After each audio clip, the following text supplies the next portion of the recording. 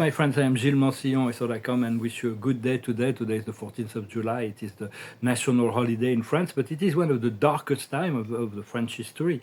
It was very brutal. It was something that was organized by the dark forces when many countries made the transition from monarchy into democracy or republic in a more gradual way, which was rather than killing all the elites, which led to really a big mess afterwards. Thank God Napoleon Bonaparte came about and restored a little bit the structure of society. Then eventually it became what it is today. And there is a great change for it's like some of the values of France are not being honored. What France stands for. So I do believe there's going to be some great change here. For France has a very key role in the global ascension process and the new age. Anyway, so I was just thought I mentioned that because I'm French. I'm in France, and it is a national holiday today. So it's like there is human justice and there is divine justice. We need to align with the human laws. We want to be in alignment with the law of our countries, although some laws are completely against cosmic laws. So it is important to align with the law of one, the law of God, the law of truth, to know all is one. And as we align, because divine justice is always perfect, it always, at some point, because God knows everything, and when God punishes or rewards, it's because He knows from within.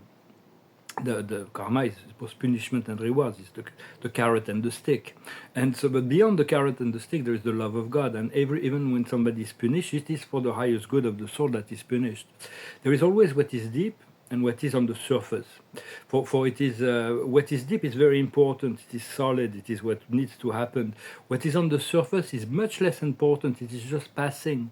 It is a surface, but the appearance can be deceiving. In English, do not judge a book by its cover, and yet everything is based on appearance in this world. Everything is about the perception. That's why humanity, being naive, they're so manipulable, because it's all they all consider the surface reality as the reality. Like Marilyn Monroe used to say, there was a quote from, it was, beauty is as important for a woman as wealth is for a man. If a man is wealthy, he will be trusted in society. If a woman is beautiful, she will be given a lot more access. So it's not about beauty or wealth, it is about character. We're going to move into a new society that will shape the value in terms of the respect for wisdom and how much love and wisdom and light one has in relationship to his being and presence on the earth. Was my point of view. Once again, I'm just thank you very much. Not to forget to subscribe, to like, to share, to comment. Thank you so much for your donations. And if you want a private session or if you want to discuss art, you can always contact me. So there is the first waver and the second waver. First waver are those people that are awakened long ago, many years ago, decades ago, that have been doing a lot of work, carrying a lot of loads. And the second wave are those who are just awakening now. And those we both tested. The third wave will be awakening later. But there is very intense test, and the more the more advanced and we are, the more intense the test. When I'm talking about test, is the circumstances of our life or what goes on in our consciousness is pushing button to see how are we mature enough to react with love, wisdom, compassion, mercy, peace, and in relationship to those things that are presented within our consciousness or our life. And so the second waver are not as tested, are not as the tests are not as intense as the first waver, but we're all being tested, and before the ascension, just to make sure that we'll be ready when the great wave of light will come. But we cannot expect, if there was a great wave of all of the truth would come up all at once, the collective nervous system would completely blow up. There would be no way that people could accept, who could understand that so much that they've been living in such a deep illusion. So the truth is coming little by little. For there are events that are planned for mass awakening. And so we don't know, but we have to trust that and continue to focalize on our own ascension, understanding that the greater our traumas in the past, the greater our healing will be even greater. The more sorrow we experience, the joy will be even greater. God is preparing that. He's changing this artificial reality. He has decided that the humanity has suffered long enough, and regardless of individual will, and to transform that into an organic, light, crystalline matrix of truth. And so this may not be obvious on the surface, but it is happening little by little. And so So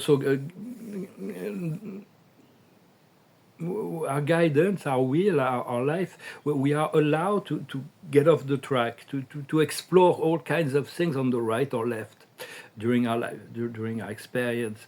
But eventually, a kind of diversion. But eventually, the soul always, like when we see that the side track, they collapse, and then we'll return to the main track, and what's important to the soul, always returning to the original soul plan.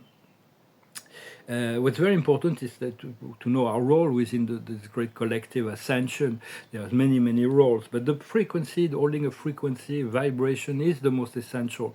And so it's important to dream more, to play more, to enjoy our life more and more. For heaven has prepared some very has prepared all the light working community to be ready for very specific missions. So like everybody has its own. It's been prepared for their mission. For their missions on all kinds of levels. This plan is very grandiose. It's huge. This world. There's so many aspects, and so it is important also. And this holding for higher frequency is kind of canceling. It's really assisting in canceling all kinds of catastrophes that the dark ones have planned. So and heaven is always taking precaution in relationship to the actions of the dark ones and have countermeasures. It's like the dark ones are playing in a 3D, 4D chessboard when the light is playing on the 5th, 6th, 7 dimensions chessboard, 8, 9 dimensions chessboard. So there are many. No matter what the dark does, they will not go back into this power, regardless of what they believe. It's like it's only on the surface there is still this control, this darkness. So do not underestimate your own contribution. We are all unique and are bringing a huge contribution to the program. Nobody, it's us in the physical that are doing the most work, and so we're very valid and valuable. And gratitude also to God, not to be asked to be in this last lifetime to play the role of the dark. We've explored that in past life, to play the role of the dark, the power. And even though they have a lot of power, a lot of comfort, a lot of money, a lot of that, it's like when the truth is going to come out, well, it is the end of time and the age of awakening. And so there's going to be a lot of public humiliation for those people who have a lot of power and wealth that are honest and truthful. They will be able to maintain their status. It's like it's fair. But those who have acquired it in a crooked way will not be able to. Yet most of those people of the dark are more afraid of their own controller, of their own hierarchies than public exposure. That's why a lot of them are committing suicides, because they're so afraid. Some of them are returning to the light, and they will always be welcome back into the light. They just have a longer. God wants all his children back home, but some of them will take a lot longer to get there. And so do not hate the dark ones, because if you hate them, that's their win. But if you can remain neutral, and you're assisting the light. So because the beliefs and desires are the tools of creation. So it's like sometimes our beliefs and desire works for us, but it can also work against us. So it's like having more beliefs and desire into this in a liberated state, into grace and ease. And so I'm going to pull a few cards.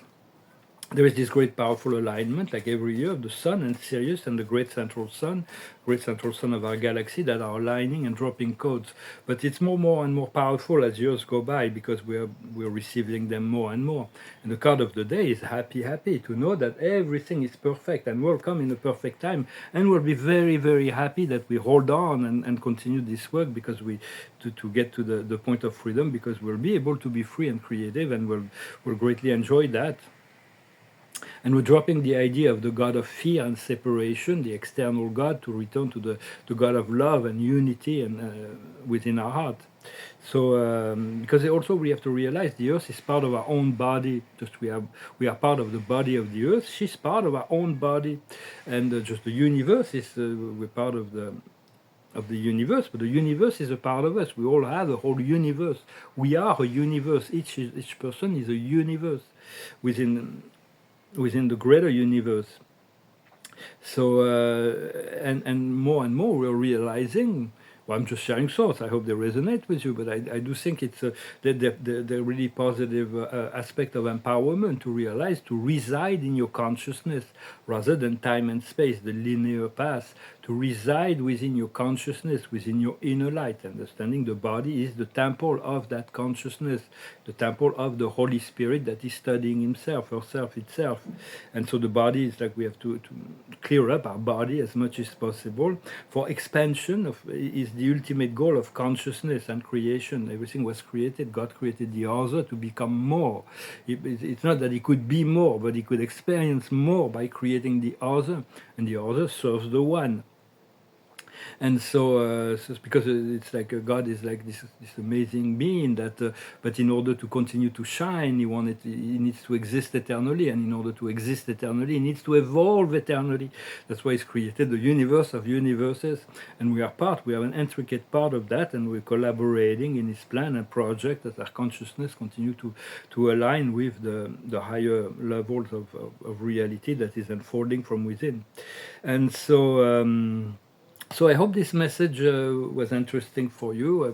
Wanted to come and say hello. I'm going to pull a few cards with the Tarot and the Angel. I didn't think of a song, so I'm going to sing. So it is about the judgment, and there is this return to justice, divine justice that is coming, and so it's like, because we don't have we don't have enough element to be truly a judge upon ourselves or upon others. Only God is fully known. So the universe, for those who administer the universe, are part of this great consciousness of the one, and if the God has put them in charge, they know. So so allow trust in the fairness and the fairness of the judgment of creation. The higher wisdom is success. It's very important to realize that we're successful already, and we deserve to see this success manifested into the world and to continue to express that.